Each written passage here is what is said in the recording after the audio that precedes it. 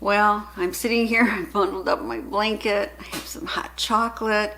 It's a high of 11 degrees today, and it's the first day of 2018. And this afternoon, I've got some time to myself. My husband's watching, I'm sure, bowl games or something on the TV, and I'm browsing through garden catalogs. It's what I like to call garden porn. And it's so funny because if you remember, I suffer from something called GFS syndrome. That's right. At the end of the summer, beginning of fall, I suffer from garden fatigue syndrome. I just had it. I'm done with doing things out in the garden. I'm tired of it. And here it is, only 3 months later, and I'm already looking through the garden catalogs and planning my garden for this year. But it got me thinking, if SHTF would really happen for an extended period of time, we would really depend on our gardens. And I think then we would depend on what I call infinity vegetables and fruit. Let me explain more. You know I like to play the what if game. So what if you're unable to buy your seeds through the seed catalogs online or go to the local nursery? What will you do? Have you been saving up your seeds and so you're prepared? Do you have a lot of fruit and vegetable plants that are perennials? What would you do? So I thought about this and I thought, well, first let me take an inventory of what I have, and then I'll tell you about some new items I'm adding to my garden to add to my infinity vegetables. I'm going to start with my fruit. I have planted fruit trees. I have 2 apple trees, one which has produced for 2 years in a row so far. I'm still waiting for that Fuji to produce. I had my cherry tree produce for the first time this year, and then it died, so I'm going to have to replant that. My peach tree has successfully produced for 2 years in a row, but I've never got to eat those peaches because the first year the raccoons beat me to them, and the second year the frost unfortunately meant I didn't get a crop. Now I also have 2 pear trees and a plum tree, and they have not reached maturity yet. But I also am able to forage for apples in the adjacent property. I've actually made a video about foraging for them and eating them, and they actually were good. There wasn't really many wormholes in them. They just weren't as sweet as apples as we're used to. But I know our deer love them. And I have 2 heartnut trees. Those are like a walnut tree. They haven't matured yet, but I'm hoping in 2 years I should get my first nuts. And we're able to walk down the road, and we have a black walnut tree on a neighbor's property that drops a lot of walnuts into the road, so we can forage for them and pick them up. The problem with walnuts are, boy, those black walnuts are hard to open, and they get your hands so black. You're really stained. And then, of course, I have found hickory trees in the adjacent woods next to my property, so I could forage for nuts there. Now, those are what's growing outside of my garden perimeter. In my fruit garden itself, I have 6 blueberry bushes. I've been getting a lot of luscious blueberries.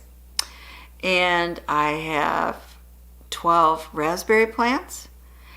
And we also, on the perimeter of our property, have wild raspberry. In fact, a lot of times I'm pulling up the canes because it's pretty invasive.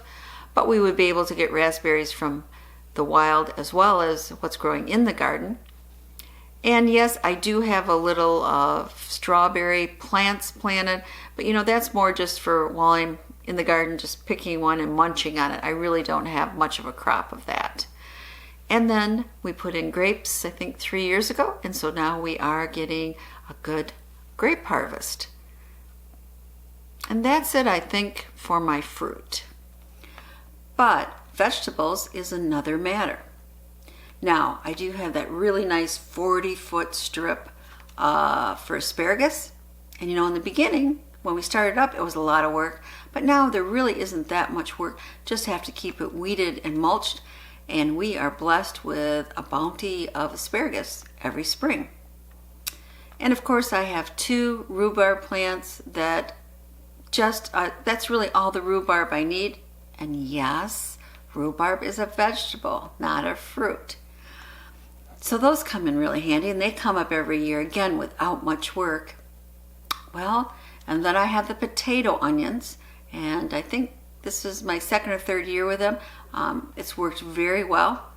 As you can see by this picture, they have like bulbs together of the onions. They're small, but that's okay. And you can just take off one of those bulbs and plant them in the fall, and you get a whole nother plant like this. So it's renewable, just the way my garlic is. And I had a video this fall about planting my garlic, but again, you can buy it once and it can keep on producing garlic. So it really, really is a handy, handy plant. And we do have wild chives growing on the property. And of course, I was lucky enough to find ramps in our woods, so that's another good source of a onion-like flavoring, or onion garlicky flavor, I guess. But let's see, what else do I have? Well, you can always save the beans and dry them, and you can replant the bean seeds every year, so that's pretty renewable. But I have to admit, I haven't really been doing that, so I have to do more seed saving this year. And my Yukon Gold potatoes, really, I still have a bunch in the basement. If I overwinter them successfully, my understanding is that they start getting those little white buds, start growing, you just pick them out with your thumb. And if you keep on doing that every month, you can wait until you want them to grow and then cut them apart and plant them again, and you got Yukon Gold potatoes. Now this year, my Yukon Golds, I've never had this happen before, produced what I called apples, seed apples. Easier starting them from cutting up an actual potato. Now I mentioned beans, but also squash and any of your melon plants. Those are really easy to save seeds, and you can start up the plants again the next year. But again, I'm not always good with saving those seeds, so I really got to start doing it. Part of my New Year's resolution, save garden seeds this year. Well, and I should mention tomatoes, right? I mean, yes, tomatoes in this case are fruit, not a vegetable, just the opposite of rhubarb. But I mean, what would cooking be without tomatoes? I mean, I swear a third of my canning shelves is with some tomato product. Now, for tomatoes, you got to be careful. Are you growing heirloom varieties or hybrids? If you have the heirloom varieties, you can seed save and start plants up. My problem is I only have so much room to start seeds inside, and I've tried starting my own tomato seeds, but they got pretty gangly, and just the time, we can't put plants out until maybe about May 15th because of frost. So even when I've been using the little, those little water-filled tower things on the tomatoes, it still seems like I need a more established plant to get tomatoes in time to harvest here. So for me, I don't have a greenhouse. Saving tomato seeds may not work, but it's not a bad idea just to save some, just in case. So what am I adding? Well, I'm adding 3 things, possibly 4. The first thing I read about is called the groundnut, and I'm not talking about a peanut. It's something you very often find wild growing in the woods. Now, I've never found it, but that's what I was told. And in the wild, I guess it's a little bit harder to harvest the tubers, but the tubers are supposed to taste something like a nutty potato, and it will come back year after year as long as you don't remove all the tubers. So I'm going to give it a try, and if I don't like it, then it won't be a perennial in my garden. But if I like it, it can grow right up the fencing I have behind, and it can be a permanent member of my garden. My second thing is sunchokes, or as we used to call them, Jerusalem artichokes. I really love them raw. I love them cold, straight from the refrigerator. Now they can give you a little gastric distress, so you have to watch that. And they're also great roasted and put in other vegetables. And the nice thing about them is they are pretty decorative because they have it's like a sunflower, kind of like flower, and then you harvest the tubers at the other end. And as long as there are still some tubers in the ground, you get new sunchokes the following year. Now you have to be careful because these plants are invasive, and I'm going to have them in a separate bed so they can't creep into another bed.